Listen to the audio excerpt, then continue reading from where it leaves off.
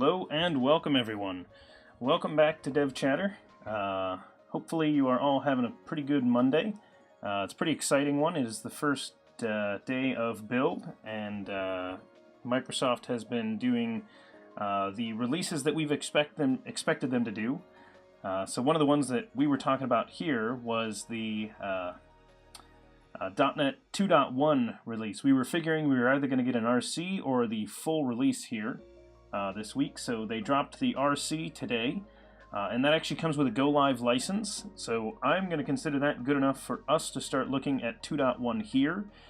Now we did look at it before because I was thinking about playing with it, and we kind of decided that being open source projects and wanting anybody in the community to be able to use our software and contribute to it, I should say, not just run it, that we probably shouldn't force everybody to install a preview build. But an RC build I'm not too worried about, especially when it's an RC that Microsoft's comfortable enough to throw a go live license on. So for anybody that doesn't know, a go live license is actually where they say that that will be a supported version. So if you are on that, Microsoft actually does support it as if it were a full release. So getting a go live license is pretty nice.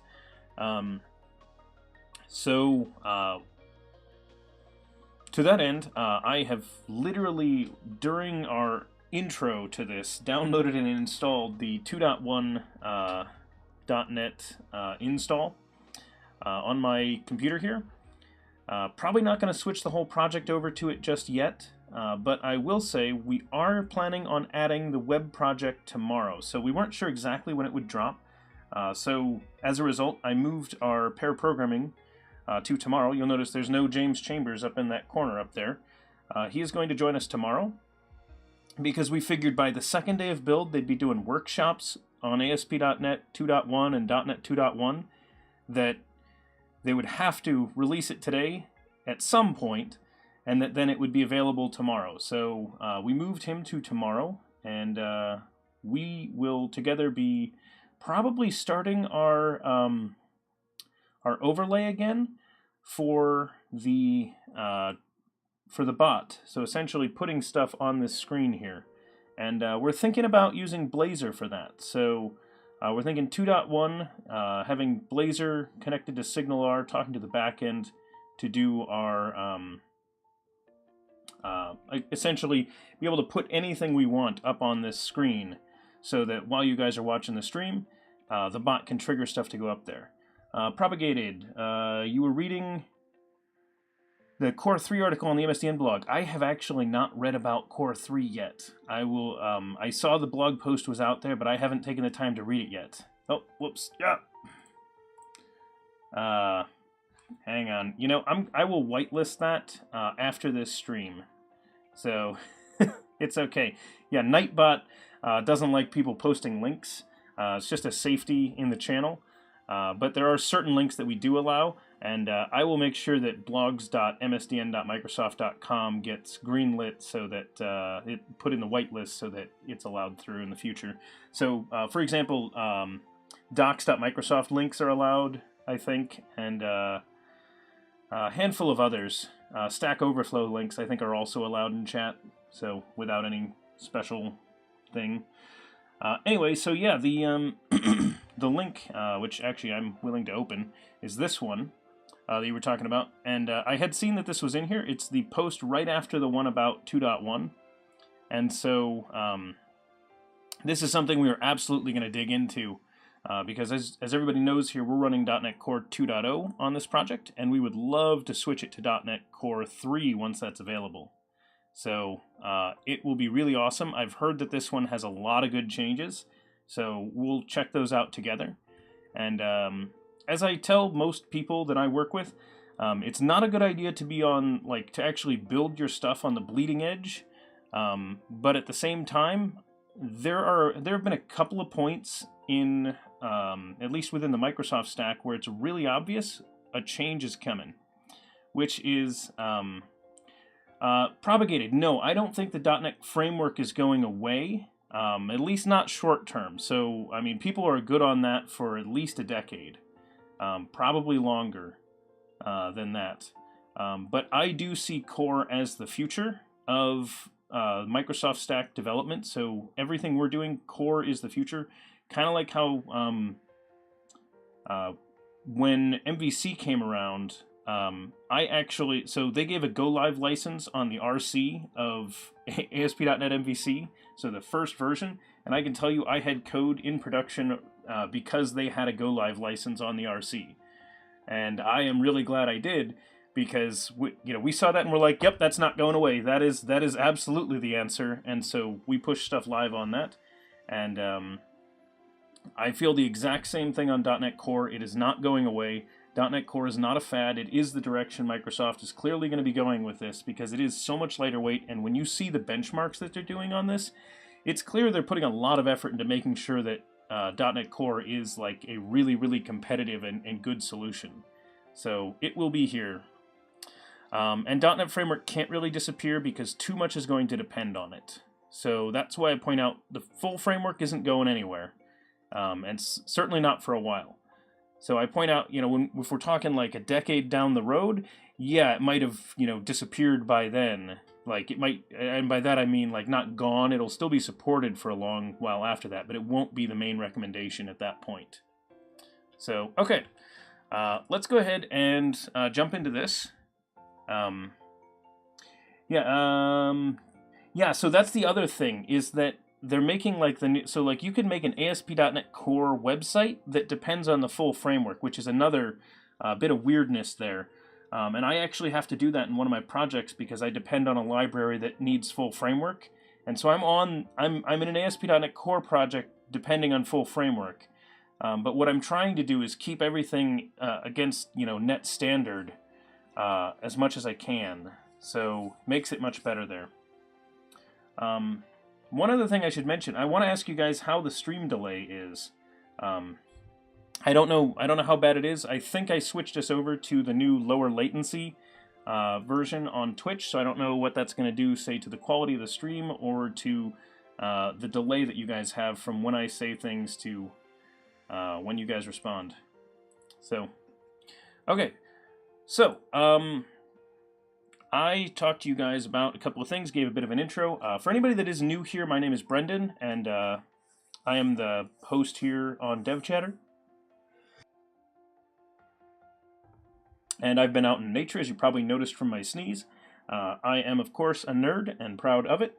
And that, of course, also means that I have seasonal allergies, and my weather has finally gotten nice here. So, that's how things go. Let's see. It's like, okay. Oh, 1.5 seconds? That's not bad, Haloja. That's actually really good delay. That means you guys won't have to wait. Fidos, welcome. That's really good, Propagated. I am thrilled that you guys have such short delays now. So apparently Twitch got the delay issue solved. So we'll be able to be much more interactive now. Okay, so for anybody that is new here, as I said, my name is Brendan, and this is DevChatter, and our main project that we work on here is our DevChatter chatbot, and it is essentially a C# and .NET Core app. It is out on GitHub, and I didn't run the bot, so let me go ahead and start it. As I mentioned, it's .NET Core.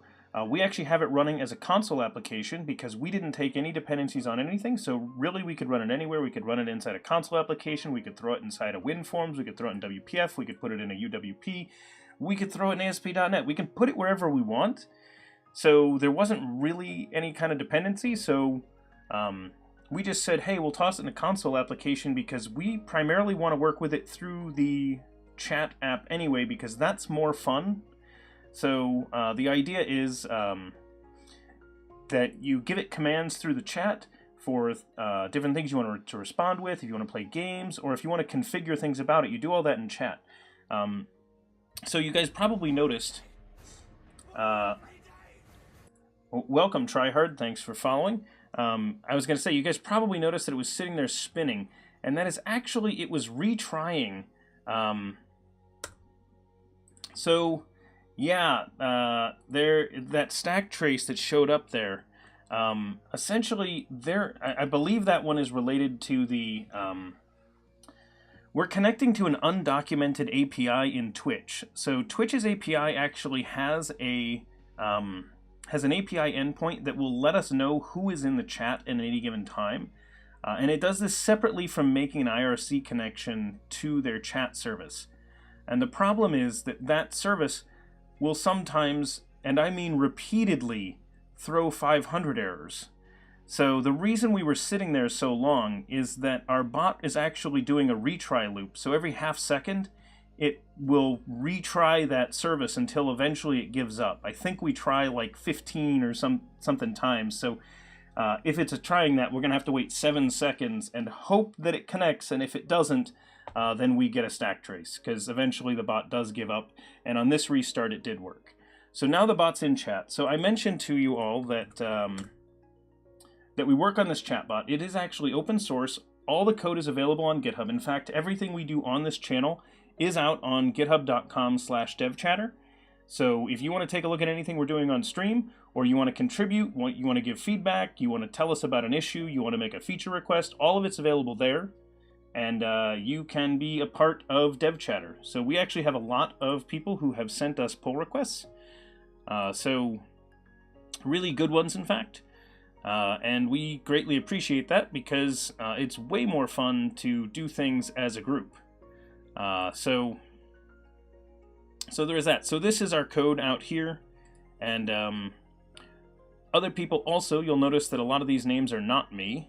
So that one's me, but many of these other ones are issues and ideas that have been created by the community. So if you do want to get involved in that, feel free to hop on here and make any issues that you want.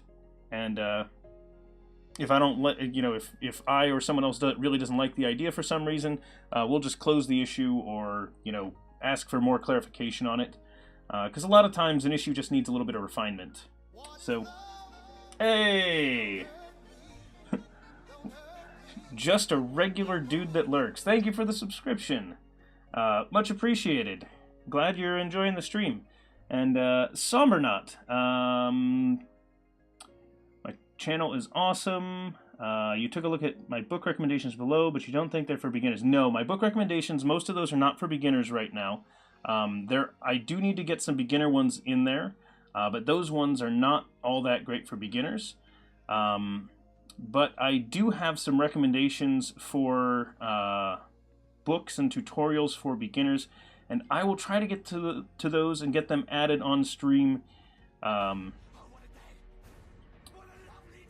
Probably not. I'm not going to do it on. Sorry, I'm going to do it after the stream. I'm not going to do it on stream. So, but I will get you some Sombernut. Just remind me at some point. And welcome, Der Schrei 123 and Motabov. And I apologize if I messed up either of those names, but welcome to both of you. Thank you for following. As I was mentioning, so our code's out on GitHub, but if you do want to chat with any of us after the stream, you can talk to us over on Discord. There are a lot of us that are over there and chat about different code things, and talk about what's going on in the community and what ideas we have for the stream. So all the people, I think everyone that has sent us a pull request is in our Discord, but I'm not 100% on that. So if you are interested in contributing to the project, I would recommend you hop on our Discord and chat with us there. That way, if you have any questions, you can ask them before sending in the pull request. Makes it a little easier. So anyway, the plan for today, because I'm sure you guys are all wondering what it is we are going to be working on today. So I mentioned that we are going to be doing our DevChatter bot again, and we are going to continue on that tomorrow as well. And tomorrow we're going to do that with James Chambers. So he's going to join us tomorrow. We're going to do some pair programming. So he'll be up in that corner up there while we code. And then on Thursday, we're actually going to have another pair programmer. So I mentioned to you guys a couple of weeks ago that this week was going to get busy with, pair programmers just because of people's schedules lining up for this week. And welcome, Async Awake. So yes, the thing that we're going to be working on today, here is what I wanted to do. We have an old branch that is sitting around that I want to do something with. So I started a branch, this branch, a couple of weeks ago. When was it? A month ago? Commit. When was the most recent commit? 22 days ago, so 3 weeks ago. So I started this branch 3 weeks ago, and then I was chatting in our Discord about it, and I found out that someone else was doing something similar. So I said, hey, okay, I'll back off. You go ahead and do yours and send us a pull request. And that was the pull request that we brought in that handled command-based cooldowns. And I said, like, hey, yeah, I mentioned what I was doing, he mentioned what he was doing, and I said, hey, yeah, okay, I'll back off and we'll bring my stuff in later, we'll let yours come in first. So collaboration is always a good thing, and I recommend this to anybody. Don't ever, it's a bad idea to have code that you own. You always want to allow other people to take a look at your code. I don't care how good a developer you are, having a second set of eyes on your code is always a good thing. So it's a responsibility for all of us to try and, get past our egos and let other people take a look at things every once in a while and help out. Okay, so here is what I want to do. This code isn't checked in. I mean, it's checked in, but it's kind of out of date. And since he and I were editing the same things, I didn't. A merge is going to get really messy here. So I am just going to redo what I did. And we're going to, and I'll show you what I was doing. And actually, his changes are going to be helpful in this. And you'll see why in a second. So I want to go to the base command. And so essentially the bot has a whole bunch of commands in it that we use for all kinds of things. We have a base command because there's a lot of the same kinds of concepts about a command. For example, it might have cooldown, it might have a help text. We need to know whether or not we should execute a command, and usually that's pretty much the same logic. So for example, you check to see if it's enabled, and then you also look at the command words to see if it has any command words that match. So the idea is this. I may have a command called the commands command, for example. And if you guys check in chat, you'll see I triggered the commands command. And it tells me all the commands I'm able to run, given my permission set. Being the streamer, I have access to every command. If any one of you guys runs that, you'll see a different list of commands than what I have listed here. So there are some commands that are subscriber only, some that are mod only, some that are streamer only, and so that's a way that we can have permissions set. Permissions are also on here. You'll notice that we have role required. So, and yeah, so see, that is a different set of commands. You'll notice that the alias command isn't in there, and tryhard, you'll notice also that we have a lot of commands that are available to everyone. So for example, like the hello command. Anyone can run that. But here's the significant thing. I triggered commands by typing in the word commands, and so did you. But we can also type cmd, and that actually runs the same command.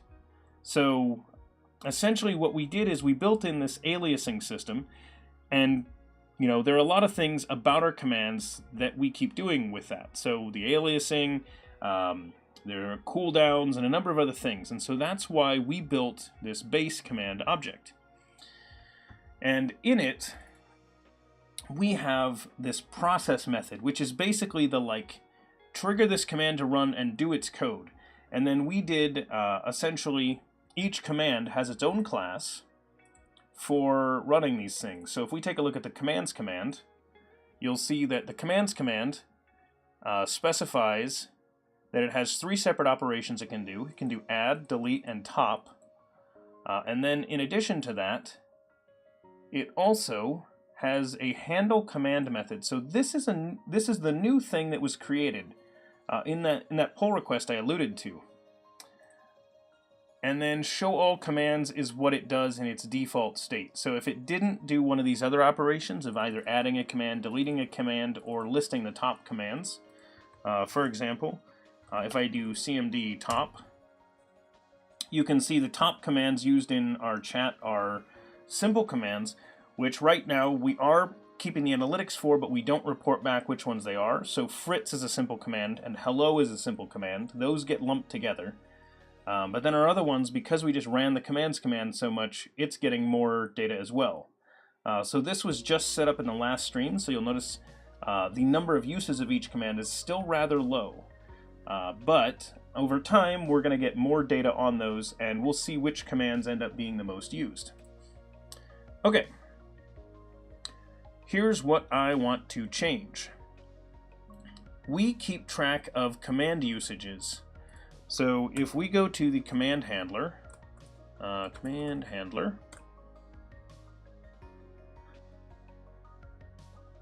Hangman game.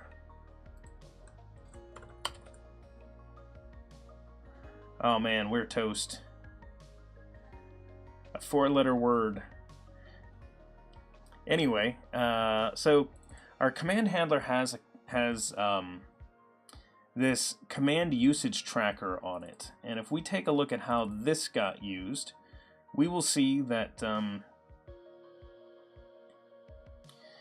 what we're doing is we are doing a record, we say record usage after we attempt to run the command. So what I want to do is this. We aren't saying much about the command. All we're saying is this user ran it at this time. And that's basically all we did.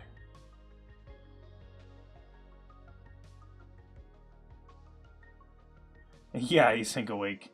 Well, that's a bad idea. It allows you to actually check symbols, because we really could make the Hangman game accept symbols. Do we seriously not have any letters yet? Nope.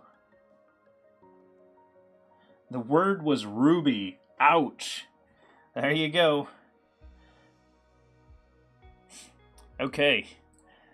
So, basically, here's the idea.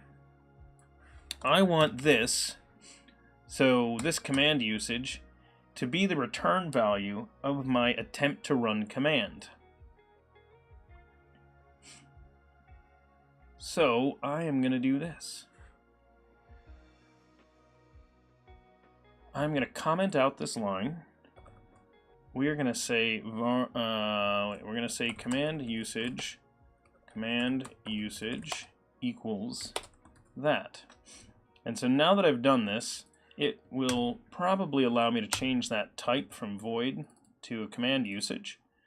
And now what I need to do is return back the result of the process, and otherwise return back a null is my plan. So I am going to say return null, because we didn't really run the command if they got stopped by a permissions check. Command handler, not all code paths return a value. Yes, they do. I just need to make that type change. So now our process method's type has changed. And all paths should return a value now. And if I return inside that if statement, I no longer need these curly braces, so we'll get rid of those. And we'll do that. And actually, we didn't handle that on a try-catch, so it's right, not all paths had a return value, so we're going to put that down there. So the idea is if we threw an exception, or if we... Yeah, Haloja, don't worry, we're going to fix that. We're putting this in. Remember, make it work, then make it right. So we don't want to what we don't want to do is we don't want to spend a whole bunch of time over architecting everything and then get to that point and be like, oh, maybe we should make this work at some point. So the idea is start small.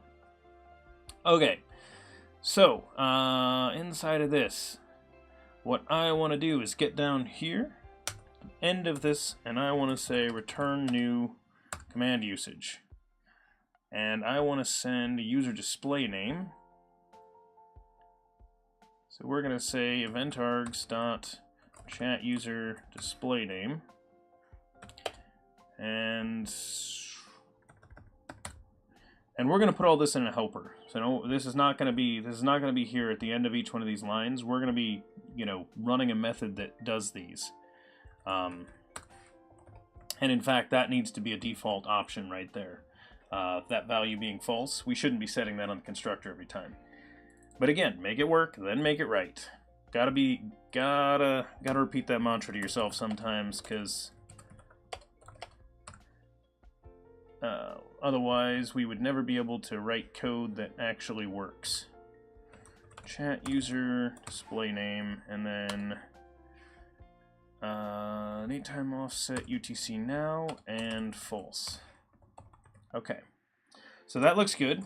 I'm good with that. If this builds, then we're going to do a small commit and start making it right. Now, the reason why I want to put these in here is because we can start doing things with this object if we create it inside of the command itself. So the idea is that the command has more information about what was going on than we do in the command handler. Yeah, I know, propagated. It's gonna give me a warning, but if the only warnings I get are that it couldn't copy the DLLs at the end, then I do know that it built right. So, could not copy. So you'll notice everything's a could not copy the file. So I know that the code builds, which, is more important than having that happen. Let's see if the bot comes back in. Alright, bot comes back in. Everything's still working. Commands.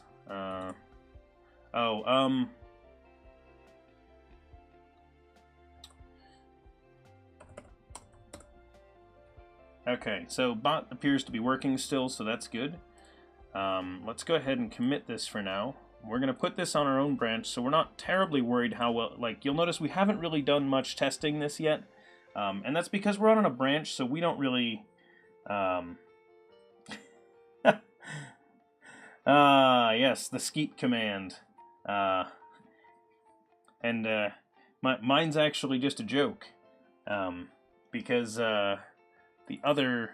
if you check out C# Fritz's channel, who is another C# Twitch streamer, on his, it spits back like a,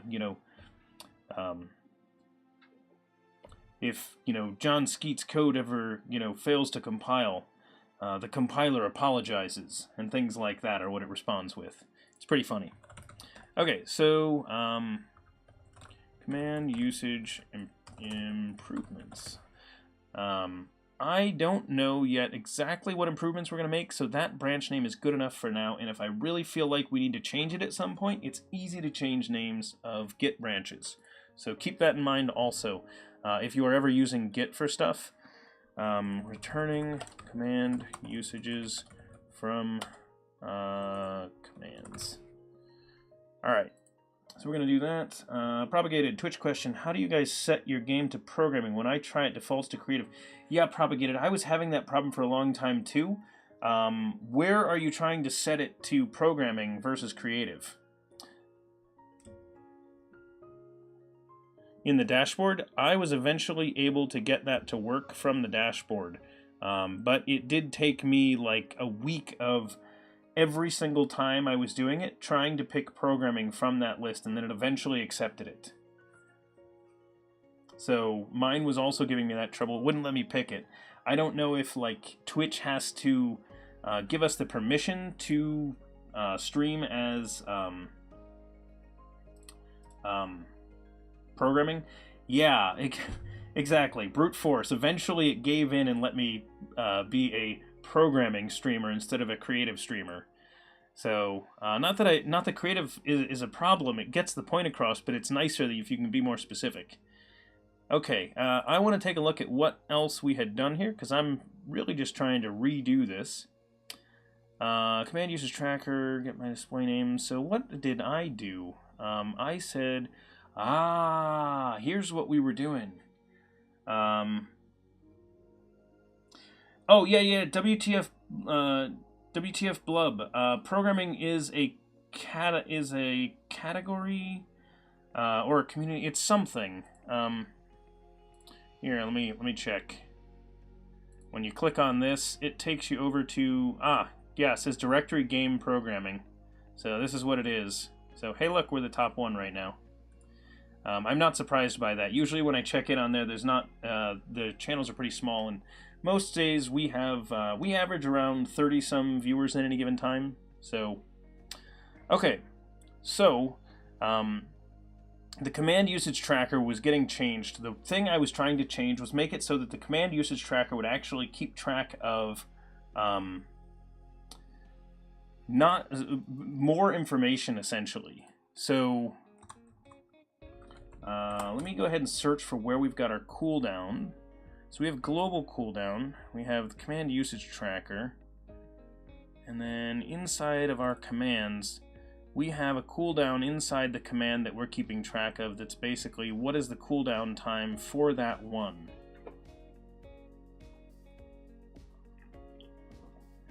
Okay.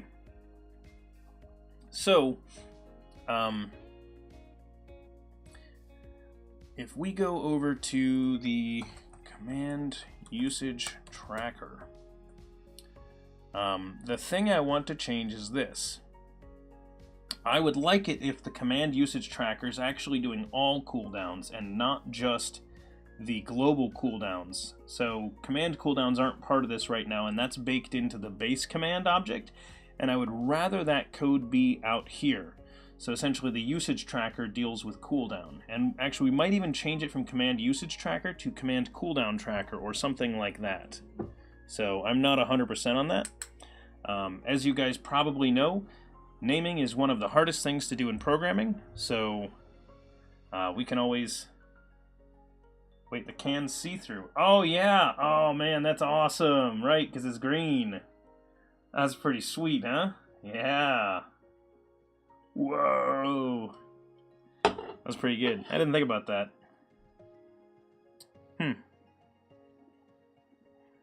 Yeah, one of these days I'm gonna like hop on stream and have like a, you know, the green suit on. And you guys are gonna be like, "Oh man, we don't get a webcam today," and I'll be like, "Haha! Surprise! I was here the whole time." So it'd be pretty good. Okay, so the idea is that we want to do a little bit of refactoring to try and get it so the command usage tracker is what's actually keeping track of cooldowns. So in order to do that, we need to make it so that it can store all the command usage data that we need it to. In fact, I'm probably going to rename command usage to be command cooldown or something like that. So here's what we're going to do. We want to change this from being a single command usage to being a list of command usages.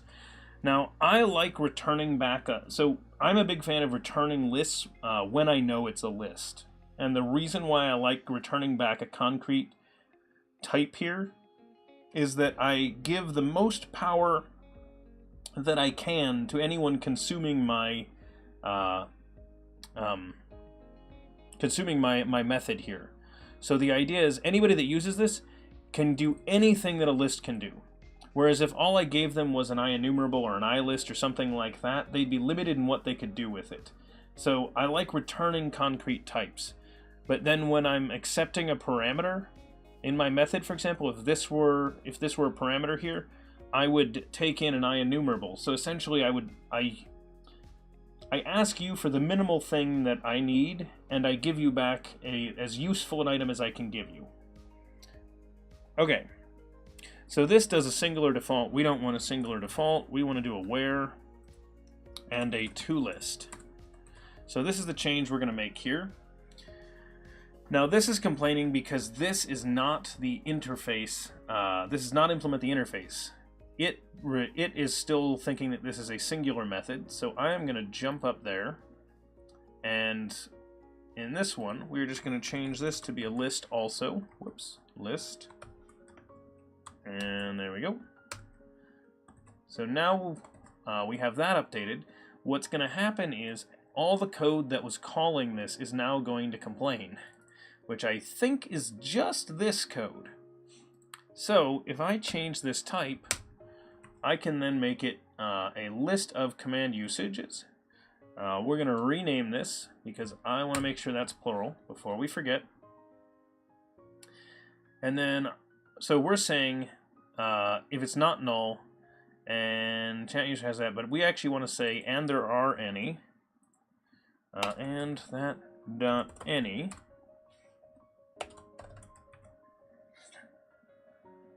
Okay, so it's not null, there are any, and chat user. Okay.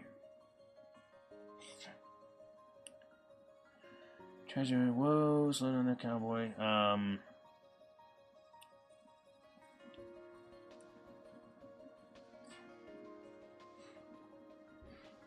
Okay, so in this, I want to say, so again, this was written as if there was only one, but we have more than one. So what we need to do is we need to think about the problem space here.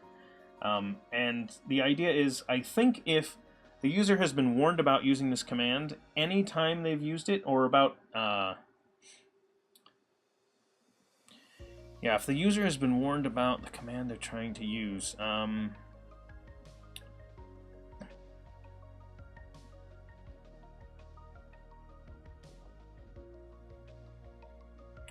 so this is the global cooldown check.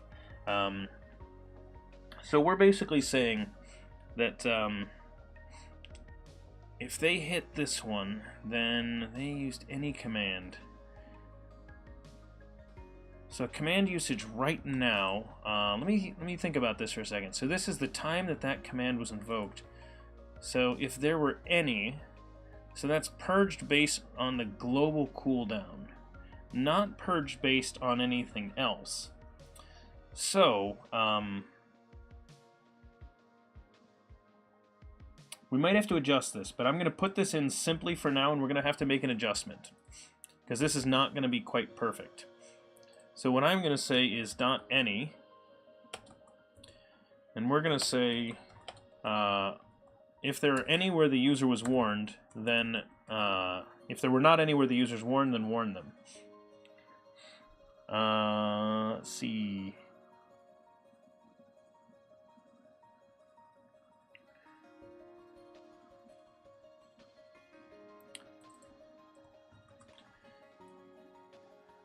Now, you'll remember that I returned back a list, and this is why it's valuable to have returned back a list.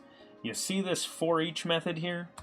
This for each method that we've got only, does not work on everything. It works on lists, though. And so because we have a list, we have this cheater little for each method that I am going to use here. I am going to say x dot was user warned equals true. So essentially I want to just say for each one of these, set that value. And I can do that because we have a list. And it's nice and simple, and I don't know about you guys, but I find that pretty readable. So for each one of those, do that. Done. Return that and that. So yes, World Wake. So the for each allows us to mutate the items, whereas if we were to write a select statement, for example, we would not be mutating the items, we would be pulling data out. So, yep. That is... You'll notice that this is on the list. Generic list type gives us the for each also. And it lets you modify them.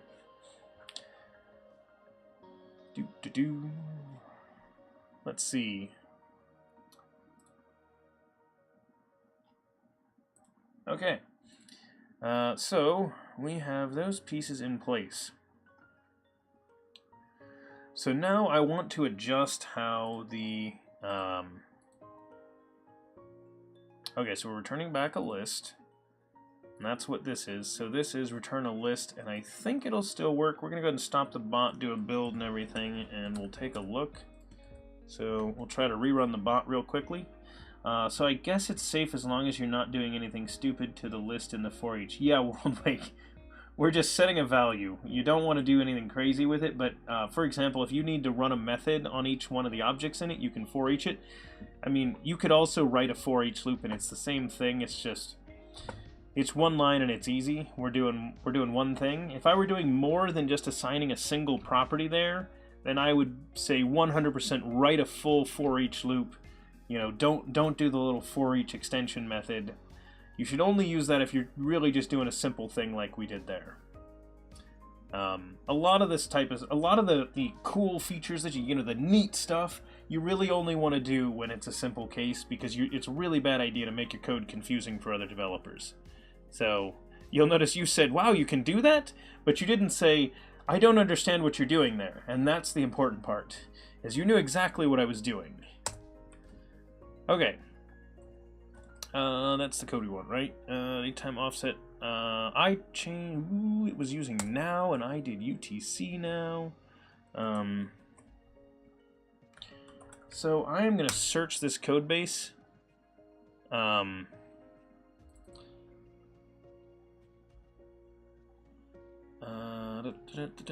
Nope, that's not it. The thing I'm looking for is where these cooldowns were using that. Daytime offset, time pass and invoke.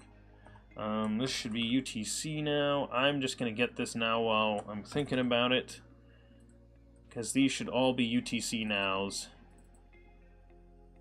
There's no reason to ever be calling now on any of these.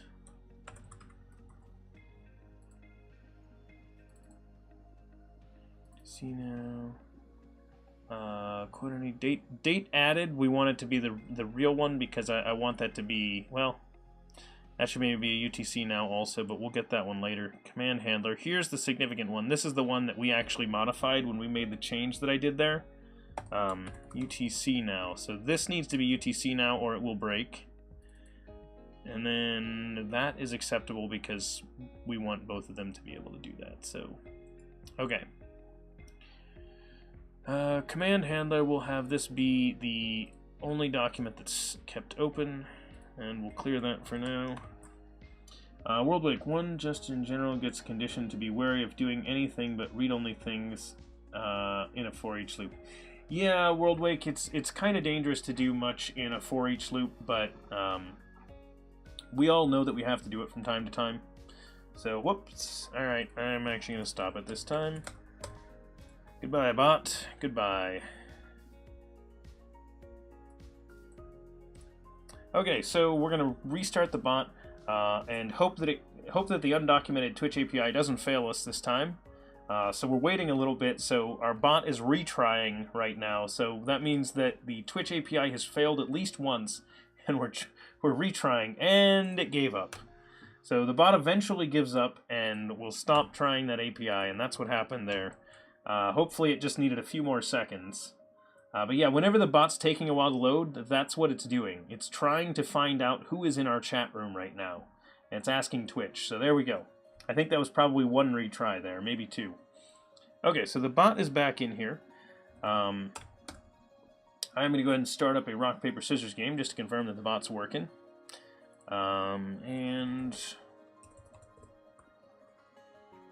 So feel free to play rock, paper, scissors against the bot, anybody. All you have to do is say rock, paper, scissors and pick your weapon, whether you want scissors, paper, or rock.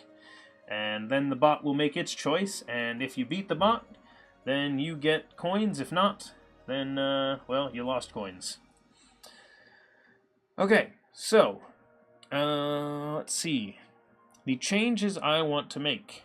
And before you do that, Nakey Supra, you will need some coins, so I will give you 25 coins to get started. Yeah, we got a bunch of people in competition against the bot. Oh man. Okay, so here's the couple of changes I want to make. First off, I don't want to put this value in here. We're going to get rid of that. The next thing I want to do is this value defaults to false anyway, but I'm going to explicitly set it. So in C#, if you create a Boolean object, it's going to default that value to false, but I'm going to explicitly set it. Well, welcome, Nakey Supra. Hopefully you're enjoying the stream and, you know, are interested in what we're doing here. So the change I want to make, so we have recorded the display name of the user, and we've recorded the time that the user executed the code. But I also now want to record what command it was that they used. So what we're going to do is this. We're going to say, how do we want to record it? We could put the command object on here. This is running in memory, so these ones aren't stored in the database ever. So I wouldn't mind having a reference to the command. Oh, congratulations, Haloja and WTF Blub. You both won.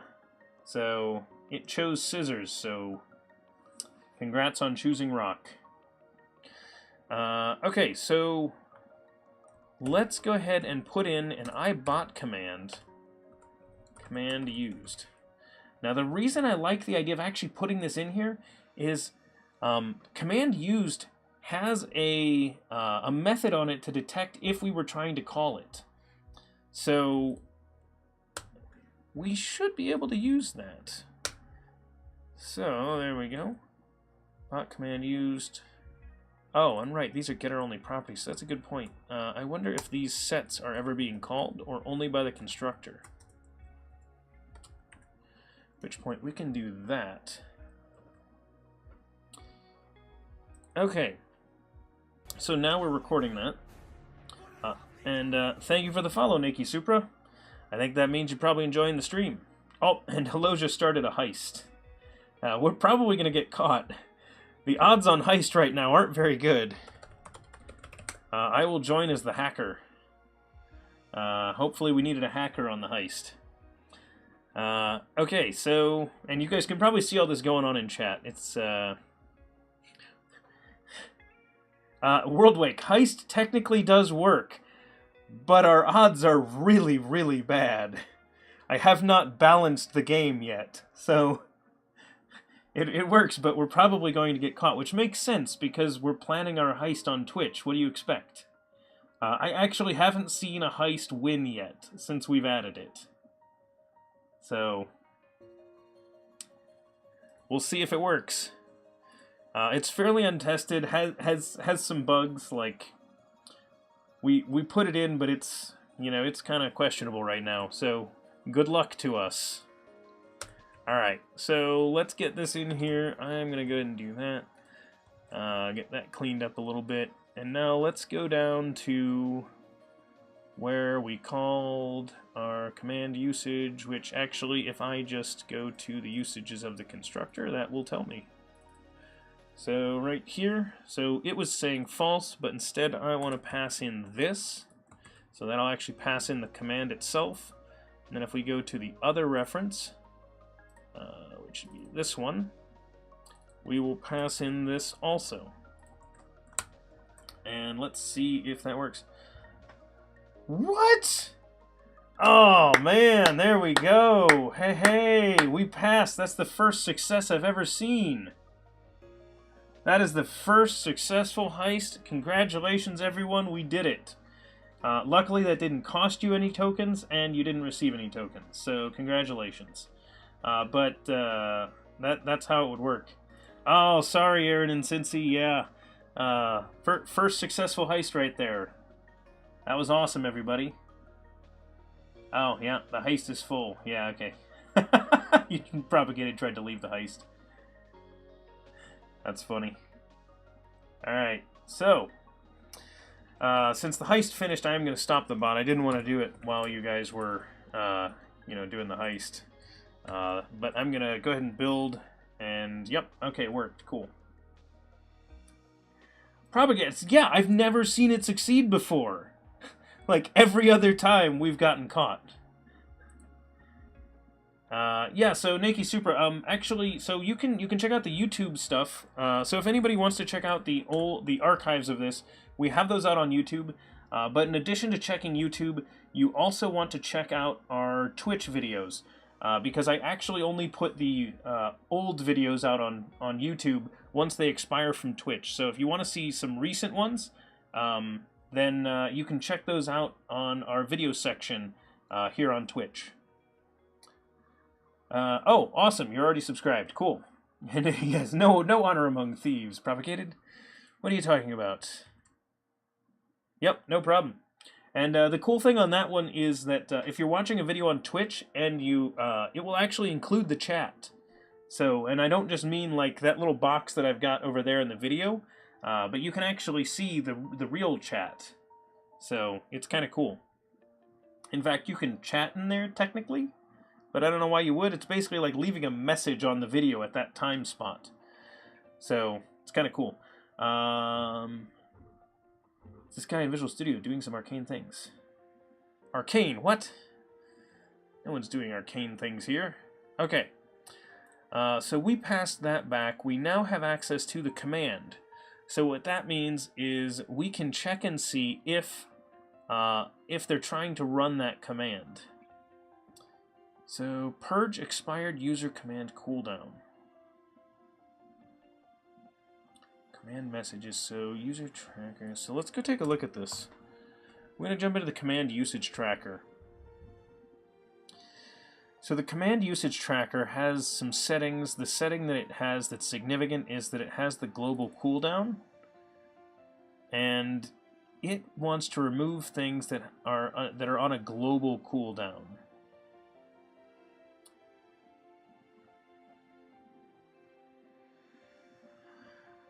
So get by user display name.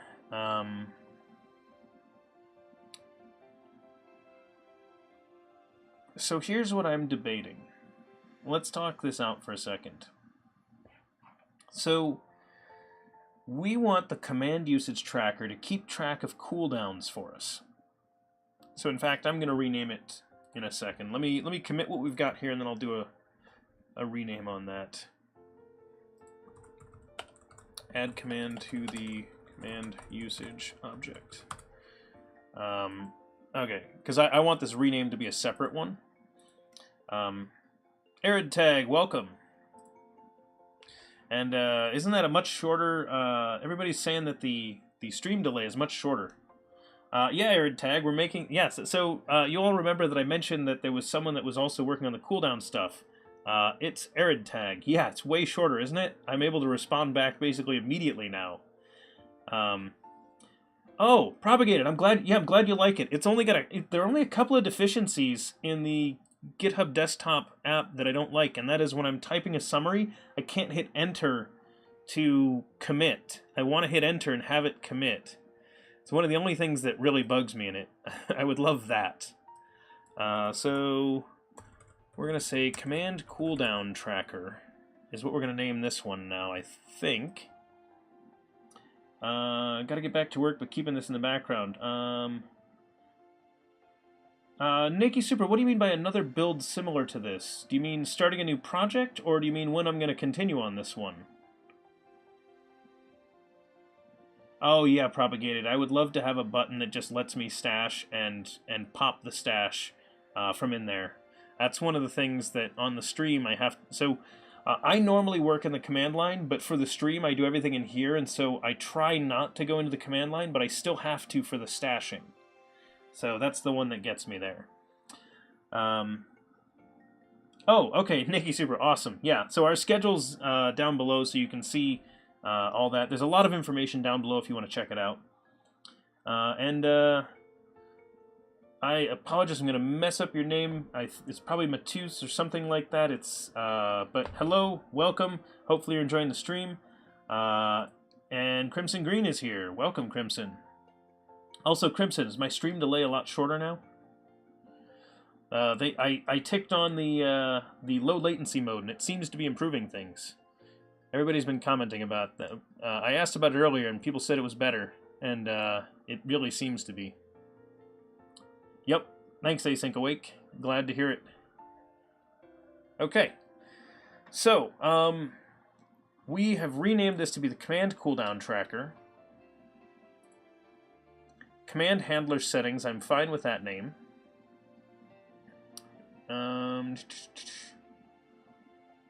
That's awesome, Crimson Green.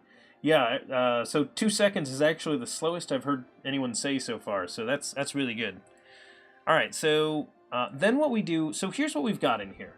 Essentially, we keep a list of the command usages, which actually I'm going to make that actually a list of the command usages, and then from that list, we essentially, anything that's in that list is considered to be on cooldown. And what we do is, before we check it, we purge the list of anything that needs to be removed, and then we go in and we look to see if what we want is in here. And so that's basically how it works right now, which kind of works pretty well. Oh man, I'm going to butcher your name, Pivankas, and I apologize if that is totally messed up, but tell me better and I will pronounce it better next time. But do I also program in C++? The short answer, not on stream. I do occasionally write some C++ code, but it's not all that common. Anymore, I mostly write in C#. C++ has its place, but it's not usually in the type of code that I'm writing. So most of what I do is application development, and C# does well for that. So I don't have occasion to write as much C++ as I would probably like, because it's also a very good language. So there are a lot of very good languages. But with any language, they all have areas they specialize in. Okay, so so the problem I have with this, and I like it, I mean, I was involved in writing this code. The problem I have with this code is that it really only works for global cooldowns, and I want to try to make it work for any cooldown. WorldWake, I do have Pluralsight courses. I have a couple of them, so if you do want to check out my Pluralsight courses, they are there. I've got a fairly old one on GitHub, but I still surprisingly get good feedback from people on it. I kind of feel like it's fairly out of date, but it's probably useful if you don't know GitHub that well, still to check it out. And yeah, I do mean GitHub, not Git. Because, well, that's where a lot of people are going to put their code anyway, so it covers that. And then the other interesting one that I have is on pair programming. So that's one I'm a big fan of. And you guys will laugh about the fact that I've had pair programmers on the stream, but the pair programmer I haven't had on here is the pair programmer that I did the pair programming course with. So I obviously did the pair programming course as a pair. Low latency on the Windows desktop app, some slow stuff on it. Yeah, so the apps are always slower. So Android, my iPad seriously has a stream delay of like 40 seconds or something absurd like that. Yeah, the pair programming one is really good, WorldWake. And the hilarity being that, so I will warn you, we have some staged situations where we're like, oh yeah, we got to make sure we mess this up, so that, you know, the other person can correct you on it, because that's how pair programming works. Oh, okay, Blub, that makes sense. Okay, so this removes all of them. So we have two options. We can either remove the expired entries from here, or what we can do is we can mark them in some way. So removing might be once they're entirely expired, but if they're not entirely expired, we might make some other kind of change. So here's my concern. We want to enable a global cooldown. And that's like, do you have anything that's, like, have you run any commands in this amount of time? But I don't really want to remove a command cooldown until the command cooldown time frame has elapsed. If that makes sense. Oh yeah, and my see-through can, yeah. Anyway, and I just wanted to let all the regulars in the channel know, because I know you guys were concerned last week. We had a slight problem. For anyone that is not used to this stream, I apologize in advance for this, but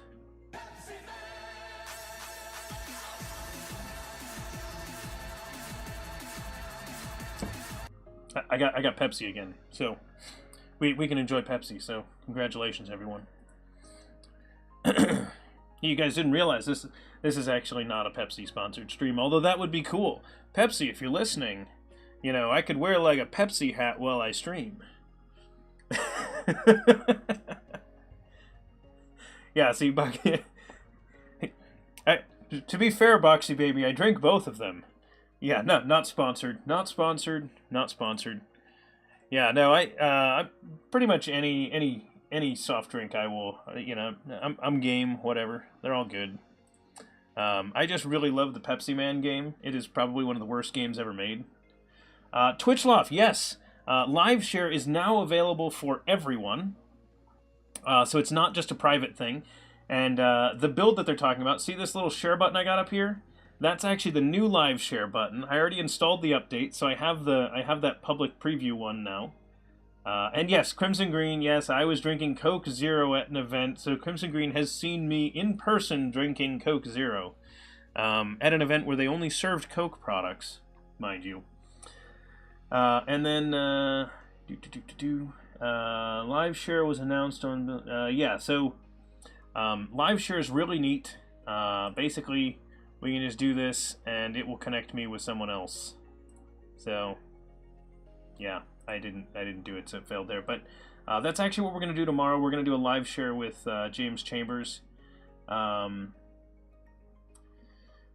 it worked with Code Rush, and you'll just send a clip to Async Awake. Sounds good. You go ahead and get Pepsi to sponsor this channel, and I will be thrilled. Cool. I just tried to upgrade, ended in a blue screen. Oh, I'm sorry, Twitchloft.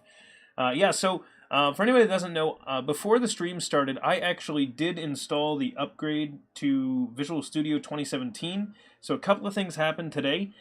This is obviously build, and so Microsoft released a new version of Visual Studio, and they also released the release candidate of .NET Core 2.1.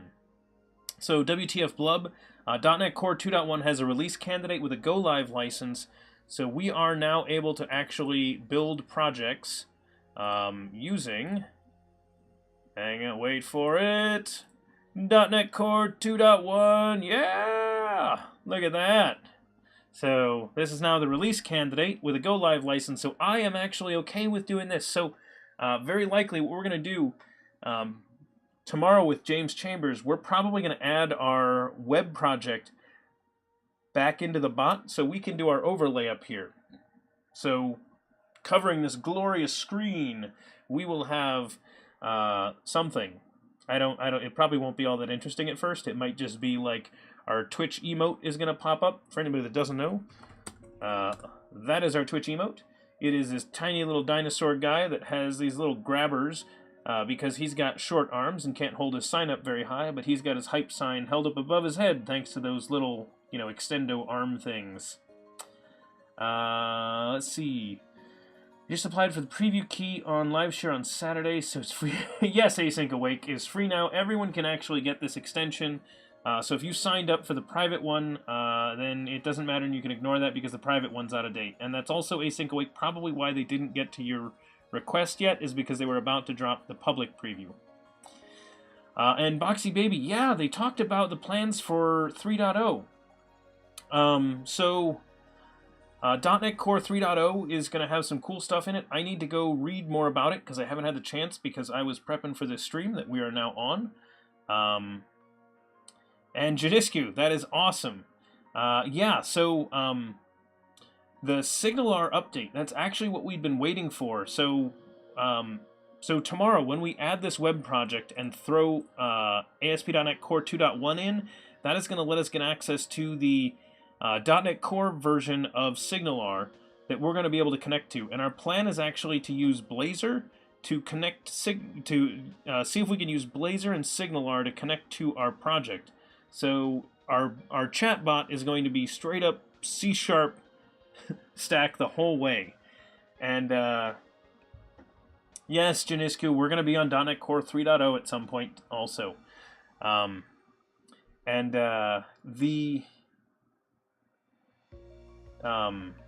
was I saying? But our other project is going to be a JavaScript front end. So we don't want to stop using JavaScript entirely and just jump only into C#. But I did want to let you guys know that we are planning on doing that for the bot. So I think it's going to be really fun. So that's what we're going to take a look at tomorrow. It should be a blast, and we'll see what that is. Let's go ahead and back out of this and jump back over here. Okay, so trying to figure this one out, there's a couple of routes we can take. So one thing that we could do, and I don't like this approach, is we could say, like global, oops, not bloggle, global cooldown list, right? And then this could be the ones based on global, and we could separate out the user commands and things like that. But I don't like that approach. I would rather use one collection of these items. Now keep in mind that the cost of that's really low because it's basically one pointer per, because it's just 2 sets of pointers. So we're not replicating all the data there. It's really just 2 separate pointers. Why would they include WinForms? Isn't that too much hassle? Hello, no, I don't think so, to be honest.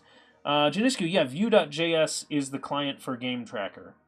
So our Game Tracker project's going to use Vue.js as the front end, and then, you know, ASP.NET Core and C# as the back end.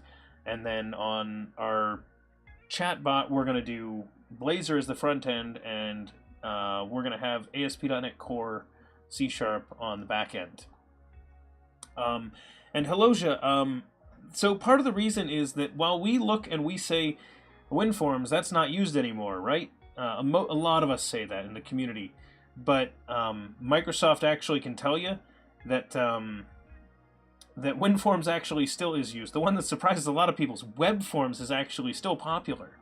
So WebForms is still heavily used, WinForms is still heavily used, and so because those are still so used by the development community as a whole, Microsoft is going to continue supporting them. That's why when people were asking earlier in the stream what I thought was going to happen with .NET Framework, I will point out .NET Framework is not going away, but neither is .NET Core. So both of them are going to be around for a long time. But that's why they did standard, is because things that don't care are going to depend on standard, and it's going to be good. And yeah, Helosia, yep, a lot of people have to use it every day. I actually have a new client that I'm going to be working with, doing some mentoring work, that I think is probably more used to web forms than anything else. But I am going to start bringing him over to Razor Pages if I can. We'll see how that goes. And let's see, Janiscu, you were thinking, oh yeah, ooh, so the OUI,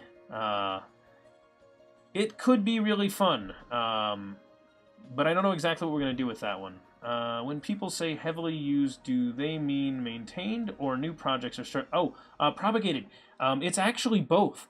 One of the things is that new projects are getting created all the time in WinForms and WebForms. And so Microsoft actually collects data in Visual Studio. So if you checked the box saying that they could get, you know, that you were willing to send them information, one of the bits of information they get from you is what type of project you're creating. So, some of you may know I've been an ASP Insider for 9 years now, I think. Yeah, 9 years. And so part of the feedback that a lot of us gave to Microsoft when we would talk to the ASP.NET team, they would always tell us that a lot of people are still using web forms. Well, we would always say to them, there's a reason for that. You've made it too easy to run web forms. And I will show you why. I'm going to open up an old version of Visual Studio here, so I'm going to like shock some of you with this ancient code of Visual Studio 2015 that I also have installed on my computer. What's exactly the reason to keep .NET Forms around after .NET Core included WPF and WinForms? Boxy Baby, it's that there are still a lot of dependencies in .NET Framework. So, for example, things that aren't going to get shifted that you might depend on. I, for example, have to do, with a few of my clients, there is work that is heavily using Office files. So think Excel, PowerPoint, Word files. I have to do a lot of manipulation on those. And all the libraries, like a lot of the main libraries that work with those, use full framework and depend on full framework. And since they're not getting recompiled because a lot of those libraries are old, I still have to use .NET Framework for that. So .NET Core 3.0 desktop packs, .NET Framework 4.8 coming. Yeah, it's going to be awesome. And yes, once WPF and WinForms include .NET Core, the case being made for using Framework is going down and down. So hence why I'm telling everybody that is looking into anything new, use .NET Core. In fact, it should be your default choice right now, and only grab full framework when you run into a dependency that actually requires it. So here's what I wanted to show you guys.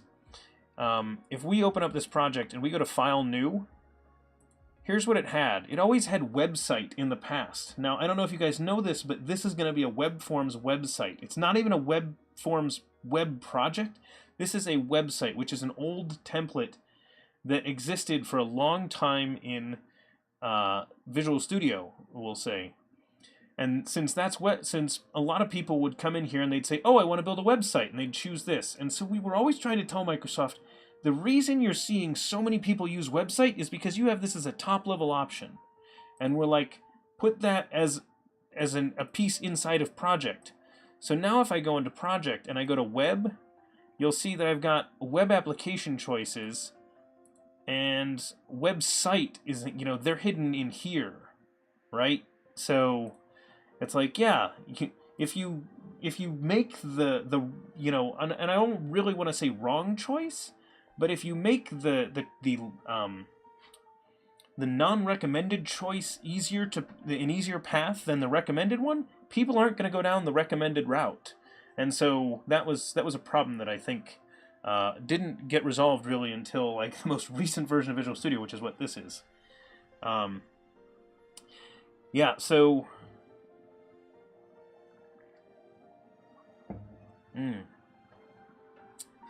all right, so let's jump back into this.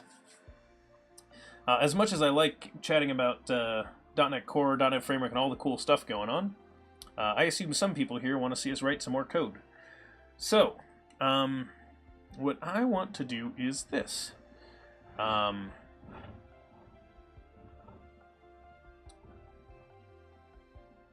Let's see. Yeah, this is the cooldown tracker. User command usages. Okay. Expired cooldowns. So we're making a list of the expired cooldowns, and we're going to do that. But these need to be global cooldowns. Elapsed time. Time invoked. Elapsed time since the time invoked is that. So, these are no longer covered by the global command at this point. So what I kind of want to do is this. Instead of removing these ones, because these are the global cooldown ones, I want to modify these ones. So let's do this. This is not how it's going to stay. Again, I'm always in favor, like, we're going to have to do a bit of refactoring before we bring this in. But I want to do this. Beyond, purge from that.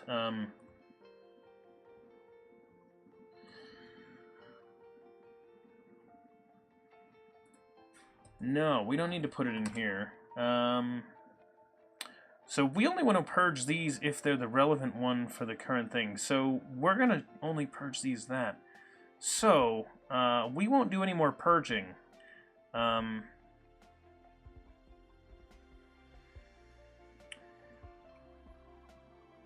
We won't include it if we're past the global cooldown. Okay, so here's what we're going to do. We're going to have to make a different method for this. At least that's what I'm thinking we want to do. Okay, let's go to the usage of this and we're going to take a look.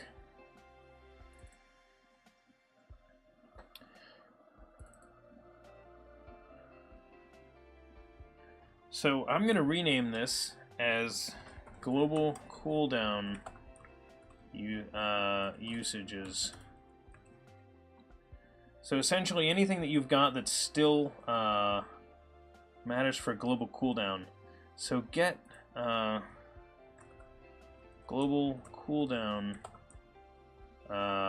usages by user display name. So this is going to be a new method that we want to add to the interface.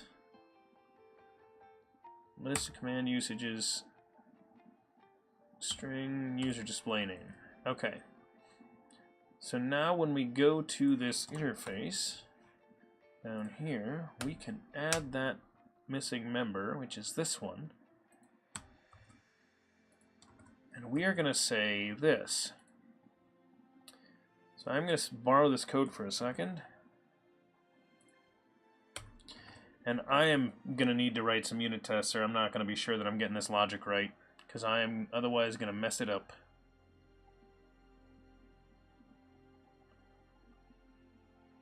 Okay, so we were purging based on the current time. Do we have a clock in here? No. We don't have the clock in here.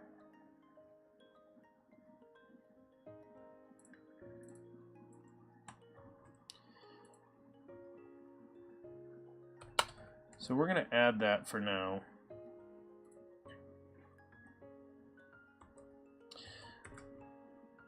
Purge expired user quote. Yeah, okay. We will pass it in. We'll pass it in.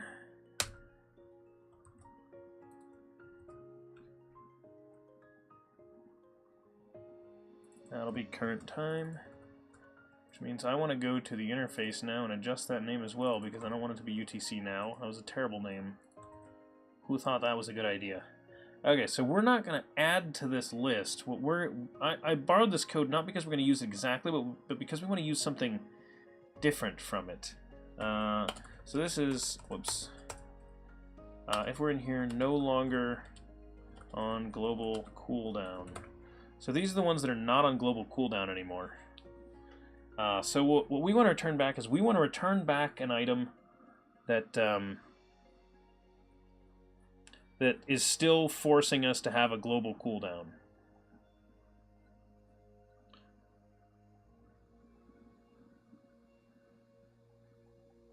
So what we need to do is this. We want to change how we grab our collection. So we're going to say underscore user. Actually, let's steal this variable first. So we're going to do this. So these are user command usages. And then we want to say user command usages dot where. And I am going to go ahead and say true for now, which I know isn't doing anything, but I'm doing this because I want to write the new name for this one, and I want to call this usages subject to global cooldown. And I'm probably going to change those both to var for now, and I might even join these all together into one statement. I know, scary. So we're going to return back that one. So we're going to say usage is subject to global cooldown, and then that's what we're going to return. Okay, so that seems right to me. Now I want to look at this logic just to see what we've got here. Elapsed time. Okay, so for each one of these, we are checking the elapsed time.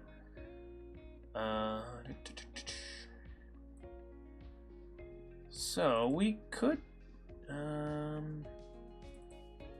That could be a list. That could be an enumerable, and we could do a yield return on this, but I don't really want to do that. So instead of saying where true, we want to say where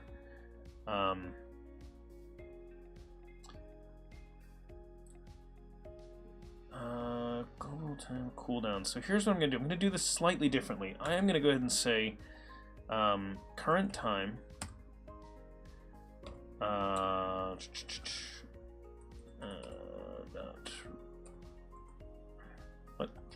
current time add seconds, and I want to do negative the global cooldown. 8 on FPS, welcome.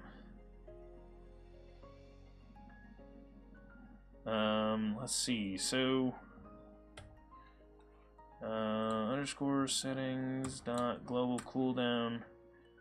So actually I'm just going to say times -1, because that's the easiest way to flip that to be negative. Okay, so this needs to get stored in a variable.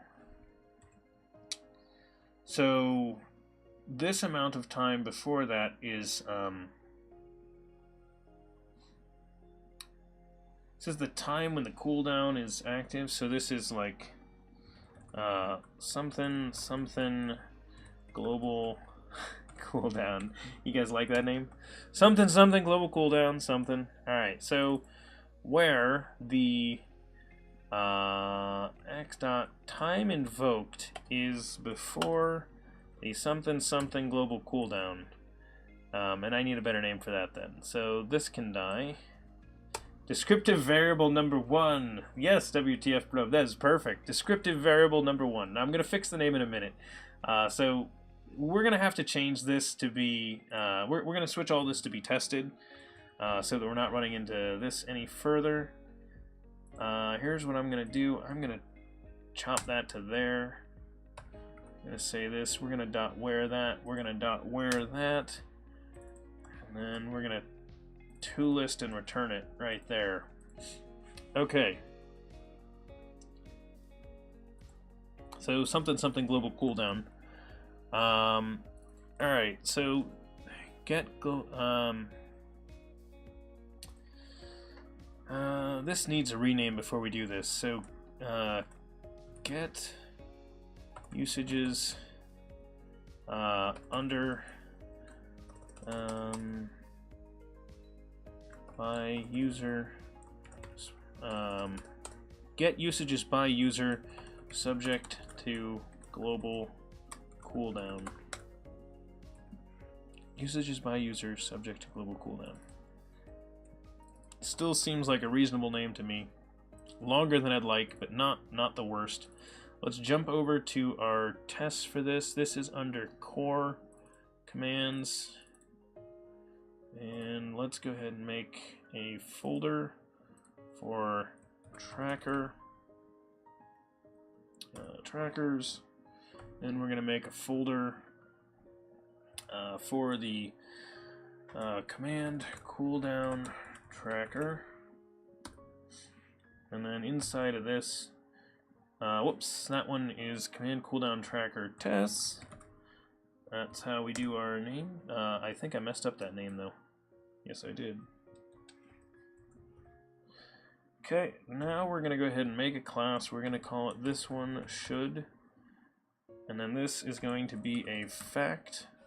And that fact is going to be a public void test1.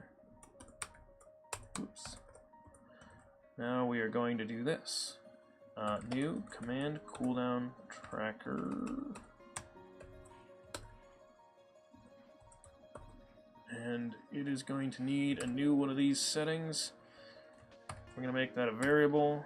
We're going to call it tracker, tracker.that.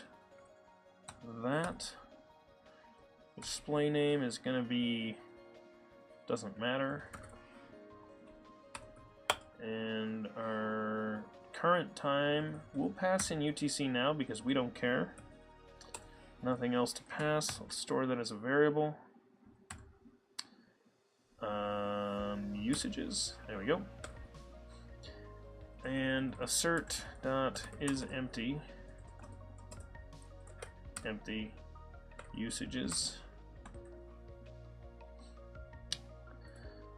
That should be a good first test. We'll see if it lets me build. I don't know if it's going to, because keep in mind that the project is running. So that's this right here. It is running. Oh, we're getting some kind of error. Parse IRC message. Well, we'll have to look into that eventually.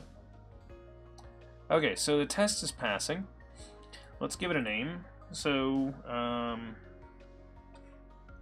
return empty collection given no commands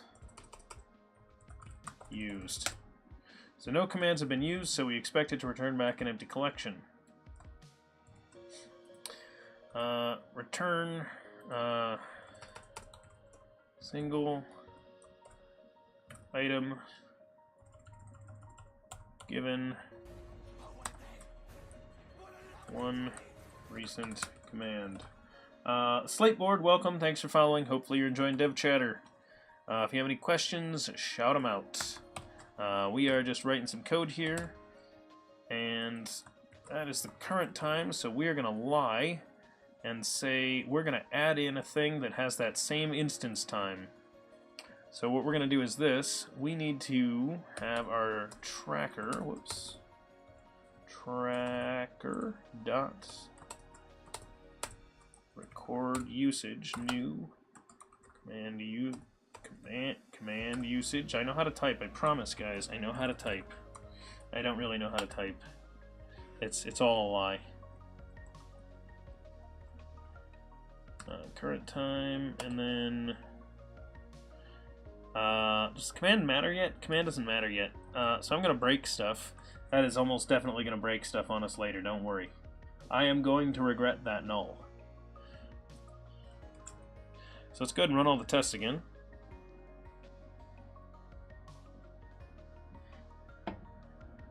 Still an empty list. That's not good. I was hoping that one was going to fail. So let's say not empty.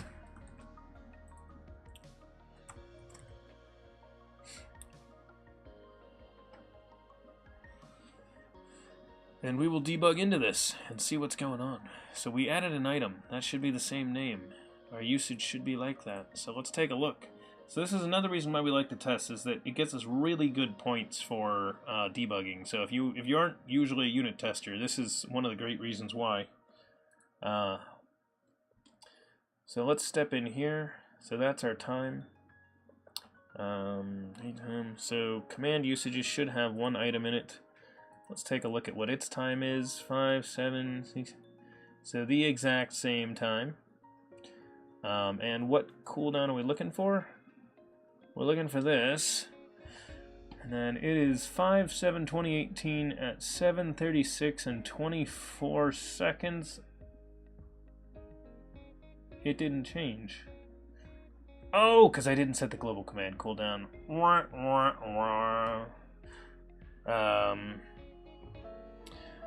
Well, guys, this is, this is how it ends. We didn't set that value, and nothing works anymore. Okay. For anybody that's wondering what the heck just happened and how we got blocked there, we didn't set the global command cooldown, so we're gonna make it equal to 1 second. So don't send 2 commands within the same second, and you won't have a problem.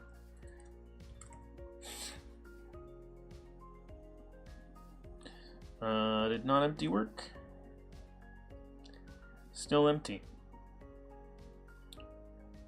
Well, we're going to toss a breakpoint in there, because, that just didn't go well. Alright, let's take a look. We got this. Alright, step on in here. Alright, so that's 38 and that.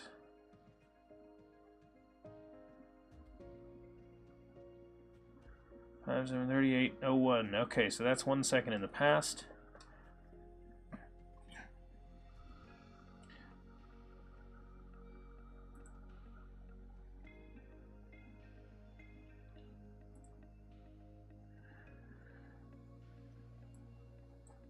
Let's do this.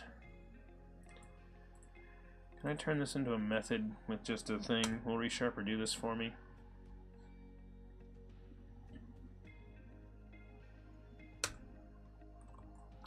Nope. Nope. Add argument name predicate no. To local function. Oh, that would work.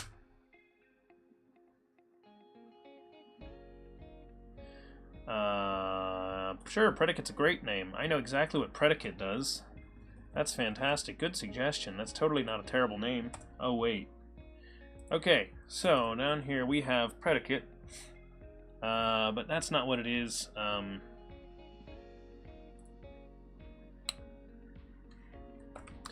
Is within global cooldown.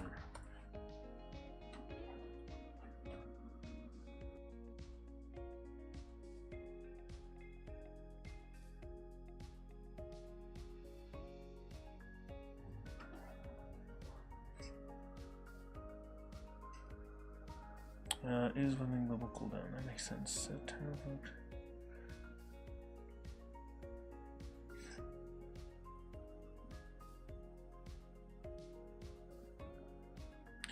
Oh, is that backwards? That's backwards.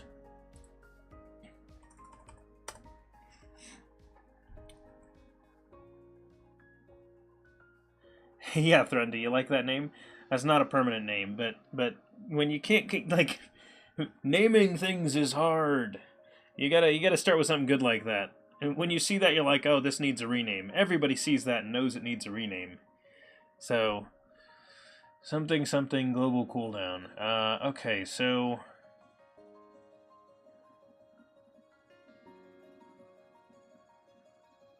it's within global cooldown. Okay, so we need to add the time, not to the current time. Okay, wait, we add it to the time invoked. Hang on. We do want that negative. Let's think about this. Just to make sure that we get this right. Let's just make sure that we have this right here.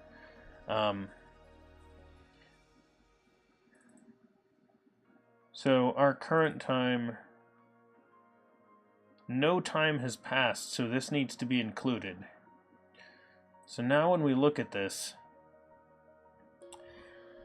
we're saying we subtract the amount of time from this. So we're subtracting 1 second. We need to make sure that we are greater than this, I think. And this is why the test is useful, is I think that's the direction it needs to go. And I think, so the further tests are going to help make sure that we have that right. Okay, so now we're going to need one where it doesn't happen. So, return empty collection given one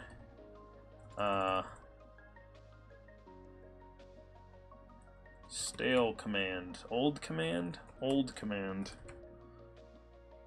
And we'll say usage on these. Command usage.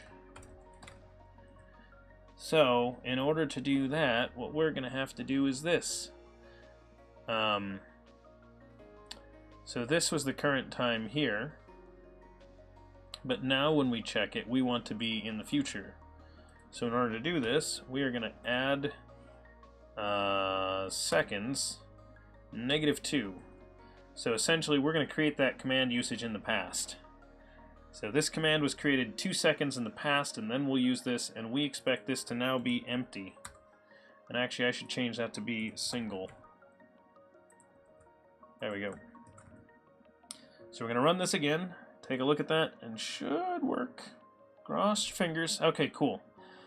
So the nice thing is, I was doing that backwards just in my head. That just, you know, I just put it in the wrong way. Hence the tests. Makes us all better. Okay, so return empty collection given one old command usage. All right. And then return single item given one recent command usage. Okay. So I think I got that logic right now. So I'm going to go ahead and commit this change. Get user man cooldown. So add a global cooldown method to the tracker, and the reason I'm doing that is because that'll let us keep things in there, keep things in the collection even after the global cooldown has passed. Twitch Love, I'm not really worried about it. We can use both. If you want, I can do this. I can do this. Usages dot should be empty. We can totally do this if you like.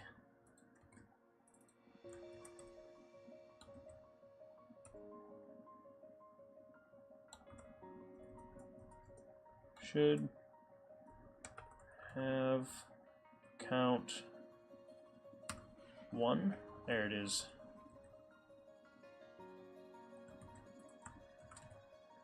So, if you save date magical 2 seconds into a variable in some meaningful name. Yes, Thrundi, yes. There are lots of little bits here that we need to fix up in this. Why do you prefer GitHub UI over the Visual Studio Source Control UI? Oh, Machiavello. So, part of that is just I've had bad experiences with having my IDE and my source control be the same program. So I like having them separate. It makes a lot of things easier for me. This does the same job, and if I were running VS Code, I would still have the little tick marks telling me that things are committed or not committed. So switch to fluent assertion checks. So there we go. So I like the distinction because what I don't like is my my source control tool not working well because it's built into my IDE. I want it to be something that's just, you know, a source control tool, and it works well. In fact, most of the time I'm in a command line anyway. So, but no strong preference. If someone wants to use the Visual Studio thing and I'm pairing with them, I am perfectly happy to use the built-in Visual Studio Git UI. So I've known, I've actually worked with a few teams that use it. So it all comes down to preference. Okay. So I think that logic is correct now, but we need to get some things renamed. Oh, the rename that you were asking for, Thrundy. If you save the date minus magical 2 seconds into a variable with some meaningful name. Yeah. You're talking about this. You're talking about this one here? This minus 2 seconds, or are you talking about the one over here? Because they both need to get it. This is time was invoked. Time usage was invoked. So that's time usage was invoked. That is the current time. That is the time the usage was invoked. Those both make sense to me. And then additionally, I should yank that variable out. So I'm going to do this. Test user 1. So we're just going to yank that out of there so that we know that that's always lining up and it can do a nice string comparison there. Which I will do a quick test clean up. A nice little test cleanup commit. Now let's jump back to the other one because we want to clean this as well, because this also is a little weird. That name is crappy. Something global cooldown. Okay, so this is within global cooldown if the time invoked. Let's see. Time. Time still subjected to cooldown. Time still subjected to cooldown. Why do you think programming is such a niche category on Twitch? And what do you believe can be done to make programming streaming more popular? Machiavellio, I think it's just that it hasn't been going very long. It's kind of a new thing. First off, the category was not around very long. In fact, as some people that are regulars here know, I actually started DevChatter 2 years ago. But it was so much more of a niche thing back then that I scrapped the idea and didn't start DevChatter. So if you actually look, my accounts and everything were actually created 2 years ago, including like the DevChatter domain and everything like that, which I don't actually have a site on yet. We'll probably build that at some point. I might do it on stream, who knows. But it has become more popular. And additionally, something to note about that, if you didn't know, up until recently, so if you take a look at the videos section, and thank you for following Machiavellio, or Machiavello, whatever it is, you'll notice that I am in the programming category, so that's what my game is here, that's what this little purple question mark icon is, but I used to be in the creative category. And that is actually because the creative category was the only one that existed back then. So they didn't have programming as an option at first. So that's part of it. And Async Awake, yeah. So interestingly, for the website, I might do a YM site. And Nevercraven, thank you for the host. So I think that is a gaming streamer that you'll if you are interested in JRPGs or anything like that, or horror games, for example, Nevercraven is a good channel to watch. I enjoy it. So I assume Nevercraven's in here. Nevercraven. Oh no, is my bot turned off? Are you kidding me, or did it crash? No, the bot actually is totally crashed. Bummer. I'll run it again. I wonder what we did to kill it. Yeah, thanks, Crimson. Yeah, so, we're probably going to use, SO Nevercraven. That one. Oh, yeah, see, Crimson's got it. Okay, so, let's see. What are we doing? So we fixed that name. It's a little bit nicer. We're adding seconds based on that global cooldown, which I'm not a big fan of having to negate that, and I'm almost wondering what we want to do about that.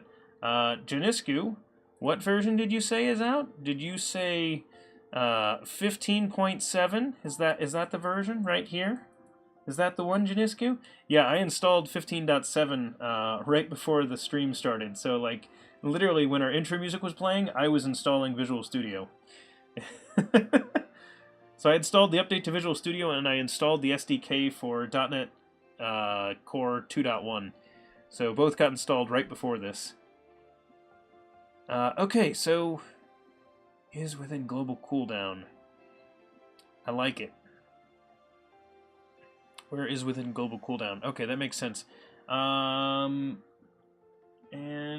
who asked me that? Thrundy, did we get things clarified, or do you still want some other clarity in that added? If so, we can fix it up. Improving variable names on those ones.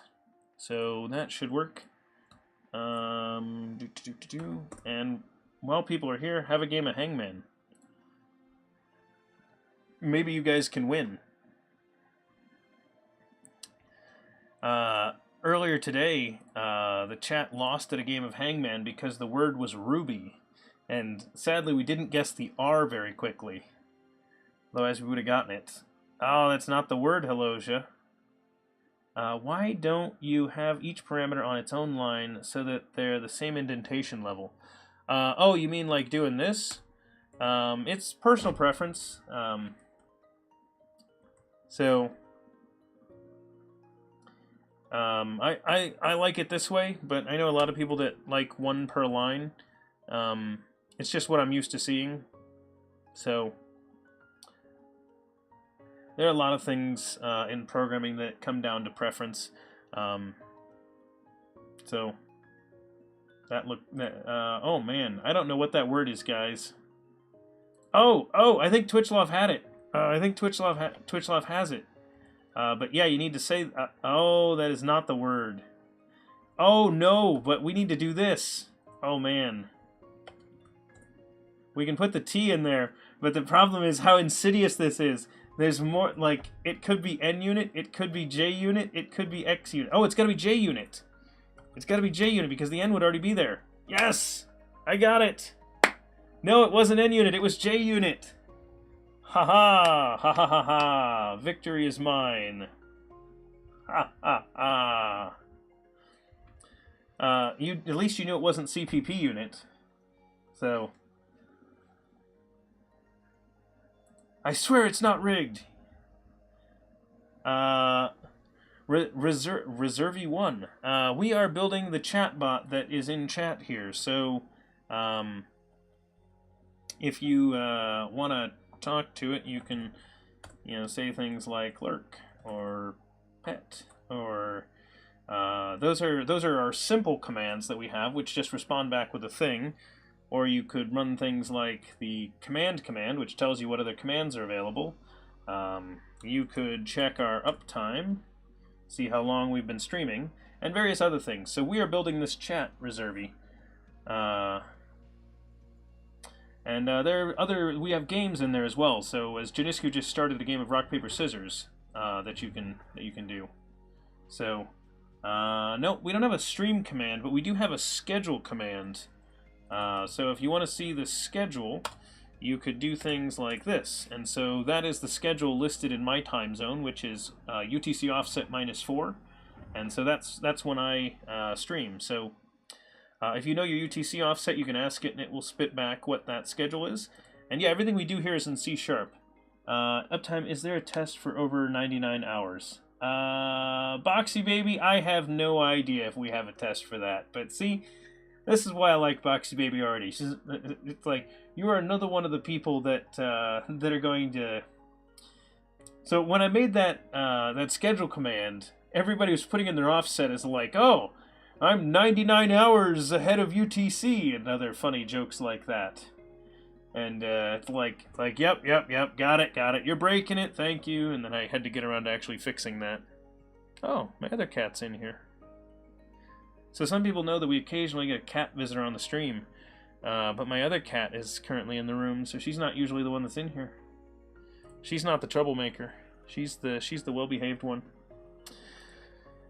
Okay. I can't. So like my headset is, see, I didn't charge it after the last stream, so I'm actually wired in, so she's over there and I'm anchored. I'd have to take my headset off. It's within the global cooldown, and we're testing that. So that means that I want to change how the purge expired command cooldown works. Yeah.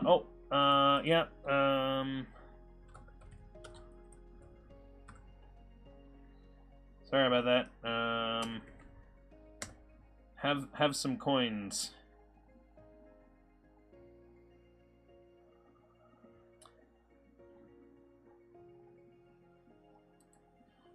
Slateboard, are there things done here?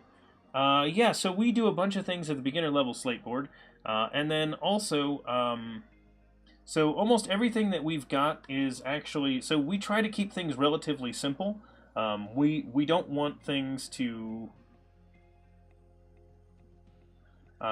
we don't want things to get super complicated, but Arid Tag has us covered there. Everything is actually out on GitHub, so you can actually contribute to this one if you want, or you can obviously start your own, and use what we build as a guide if you like.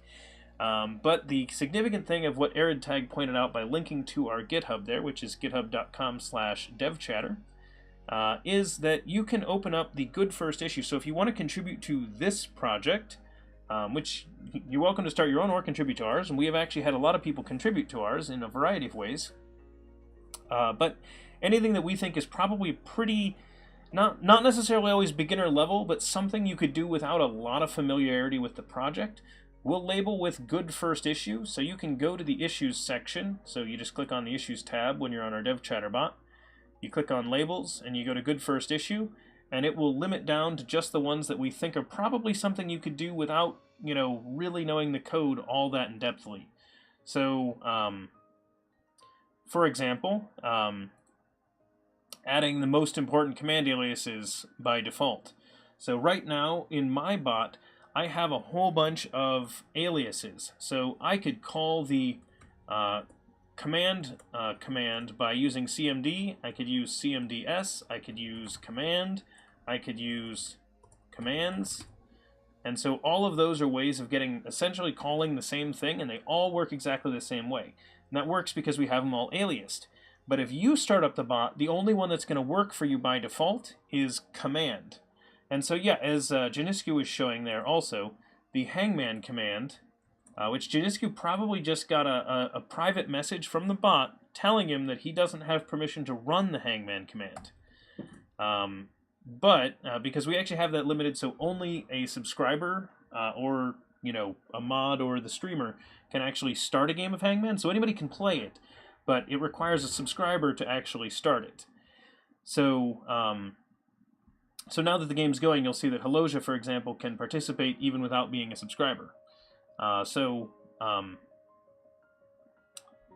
Essentially then you'll notice that Hangman and HM are the same thing. So I could say Hangman and then R, for example, and see it added the word R. Oh, I think I know the word.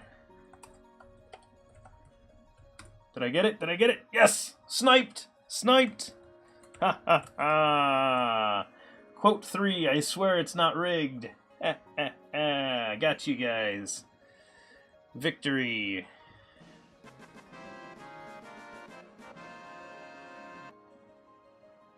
So anyway, so here's what we want to change about this. So right now we're expiring cooldowns based on that value, but we no longer really want to do that for the global cooldown.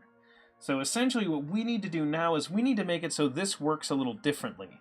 So I'm going to go into the command usage, and I want to figure out, so, oh, we have the command used. Yes! That works. That works. That's perfect. Uh-oh. Uh-oh. Sorry, guys. So did I mention there's a bug that we need to get fixed? There's a bug we need to get fixed. We're going to get on that one soon. But we got a couple of other things. Yeah, sorry, Janiscu, the bot just crashed.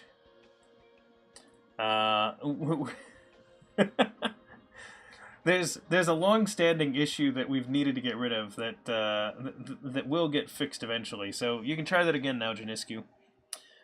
Okay, so here's what we've got. So we're using the global cooldown for this. We don't want to use that one anymore. What we want to do is this. Cooldown pair. Why is it called cooldown pair? I don't actually know why that's called that. That'll be a usage. Time invoked. Current time minus the time invoked is how long it's been. And then we need to compare this not with the settings global cooldown, but with the usage dot command used dot cooldown.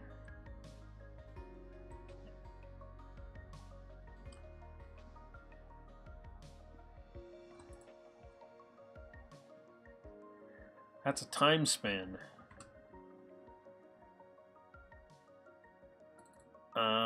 Oh. So we can just do that. So essentially, if more time has elapsed than the cooldown for the command, then we want to remove it from the set. So we add it to that collection, we remove it from that collection. Okay, I think that's the only change we now have to make, because we put the command on that object. Oh, we're playing rock, paper, scissors. There we go. Rock. Yeah. We're going to win this one. All right, so I think that's going to work. When the rock, paper, scissors game ends, I will go ahead and restart the bot and we can test this. So if you want to get rock, paper, scissors, you got 30 seconds, everybody. Quick, quick, quick, quick, quick. Sign up. All right, so change cooldown purge to be command-based. Looks like a couple of people got in. So three more people managed to get in. And we have a rock, paper, and a scissors. So no matter what, there's going to be a winner. And at least 2 losers. Oh, there you go. Paper wins. Congratulations, Boxy Baby and Malachi. Oh, hey, Malachi, you're here. I don't think I've seen you say something yet today, but welcome. Welcome, everybody. Hopefully you're all enjoying the stream today. Heck, it's a Monday, so we could all use something fun, huh? All right. Well, welcome. Glad you made it. And I do want to apologize for anybody who was expecting us to be pair programming today. We shifted that to tomorrow, so we'll have James Chambers on here tomorrow. And the reason we shifted is we wanted to make sure that we were actually going to have 2.1. So we figured that. So we both assumed, neither one of us has the insider knowledge, we assumed that we were either getting a release candidate or the full version of .NET Core 2.1 this week at build, and we also figured that it would probably launch today because they're going to be doing workshops all week at build, and so they're going to want people using that build. They're going to want them using 2.1. And so it made sense they do it at the beginning of the week so that they'd have the rest of the week to have people actually use it and try it out. So we were thinking, let's make sure we get it installed today, because we didn't know what time the release would happen, and then tomorrow we would definitely have it installed and be able to use it. And Malachi, I actually already had the private preview of VS Live Share. So the last time, so James has actually been on our stream before as a guest pair programming up in that corner up there, and we used VS Live Share when we did that then also. So yes, this is the new public one here, so this share button on here is VS Live Share, and that's actually going to let James tomorrow, he's going to be using Visual Studio with me, so you'll see his cursor inside of my Visual Studio while we're writing code. So when he makes changes, you will see it immediately, so like it feels like we're editing the same document, so it's really nice. We've used it before. It is really, really awesome. So if you haven't seen that, make sure you stop by tomorrow and check it out, at least for a little bit. It's going to be really cool. And yes, it's now a public preview, as Malachi mentioned, so it's no longer limited just to people that have some kind of insider connection. Anyone can actually just go and download this in their Visual Studio and run it. So you just click the share button and then like log in with your account, and what it'll do is that'll generate a link. You give that to your friend clicks the link, and if they have there's an extension in Visual Studio. If they have it installed already, then that link will then open in Visual Studio and they'll be able to connect in. And if they don't have it installed, it will let them download the extension and then they can join. It's really cool though. It's really, really cool. It's basically like Google Docs style, like multi-person editing. So if you haven't seen it, it's awesome. Okay, so now this is switched to purge expired user command cooldowns. And I like the name that we have it as command cooldowns. Yeah, no problem, Malachi. Welcome back. Yeah, I hadn't seen you in a while, so I know people are always coming and going, but that's why the stream is regular. So lets people show up when they want, join in the conversation. And for anybody that is in here, I should link these. You can find our Discord, or you can find our GitHub at github.com/devchatter. And if you want to chat with any of us outside of the stream, go check out our Discord. It's a chat application, and you can talk with us there as well. Okay, so let's go ahead and take a look. So now this is getting called out here. Command handler. So when we receive a command, we purge the usages, and then we check for global command usages, and then we, if we have any global command usages, then we will say, whoa there, and slow you down and say, you have used a command way too recently, and yell at you. But then, I like the idea, so this is like check for global cooldown. I need to get this pulled into a method somehow. Make this a little bit nicer, but that's a little bit of cleanup for later. And then I think right here what we want to do is to do check for command based cooldown. So we're going to check for command based cooldown there.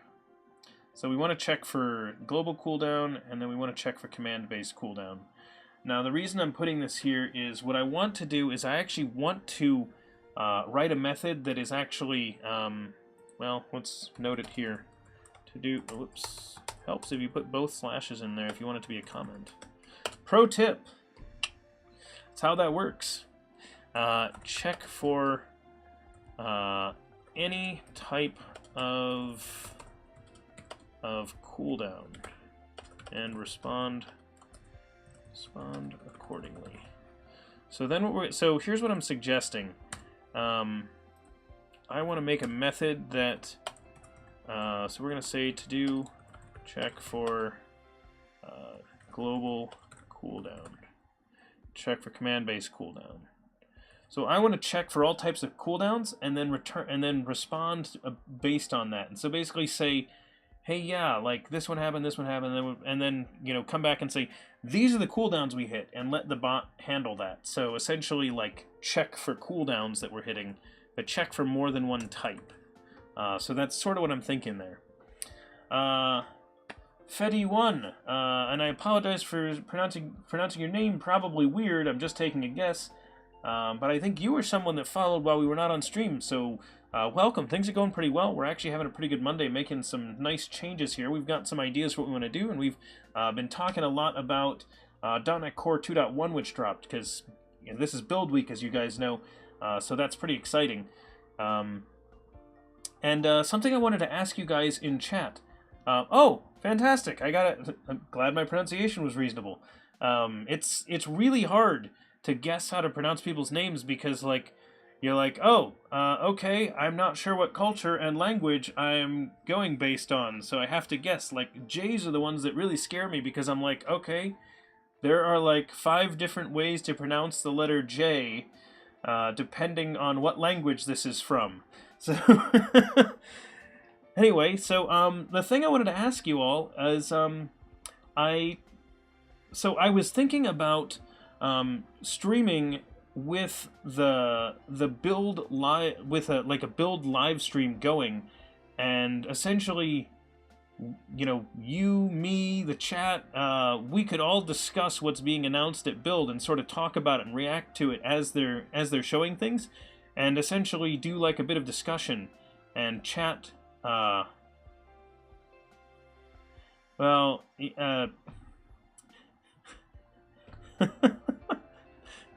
Well, I'm assuming it's not an English name, so it doesn't quite apply. But yeah, that's as a it'd be bad if it were the other way around, though.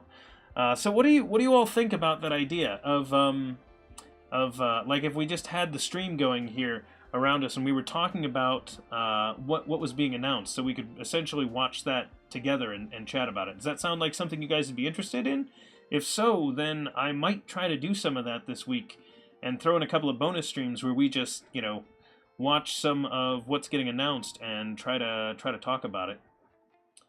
Specifically, we'd probably focus on stuff being announced by .NET, C#, ASP.NET, and like Visual Studio and that kind of group, and not anything outside of that. So if you're all interested in that, I will try to do that. I will probably announce on Discord then when we're doing it. So if people like that idea, actually, if you do like that idea, then you should actually do what that person just did, Hogva, and I'm almost certain that I've butchered that name, but tell me if I got it right, because I hope I did. And follow. So thank you for the follow. If you follow the channel, that is the best way to get notified when we get live, when we go live. So you, like, for example, when people go live, I actually get a notification for a number of streamers on my phone. Lets me know, but you don't have to go that far. You could just, you know, either get an email or not get any notification at all and actually have to go to Twitch to look. So I usually post on Twitter and Discord when I go live, but if you check out our Discord, I will certainly tell our Discord when we're going live with this stuff, if I do an extra stream where we do that. So since it sounds like at least a handful of people are interested, I will probably try to do a stream where we watch build together and chat about it, because I know a lot of developers are not, like, you know, they don't have like an organized place to go and chat about these things while they're happening, so it'll be a nice opportunity for that then. Okay, so let me check my uptime. I think we're probably at about 2 hours, which is, yeah, we're a little over 2 hours. I actually have a couple of things I have to do today, so I am going to wrap up here. I'm going to commit these, and that's actually why I put in these to-do comments, is because we're not going to merge this branch in, obviously. But I do want us to be able to come back to it and know where we left off. So that is what I think we should do next in this branch, is setting up these pieces. And I think this will make it so our cooldowns are really, really nice. We'll have all cooldowns, hopefully, all handled by one class that, you know, deals with cooldowns, and one class that deals with tracking usages. And I think, you know, we'll see how they work together, but I think it's going to be nice. So either way, as I just mentioned moments ago, all the code that we do, helps if you type it correctly, Brendan.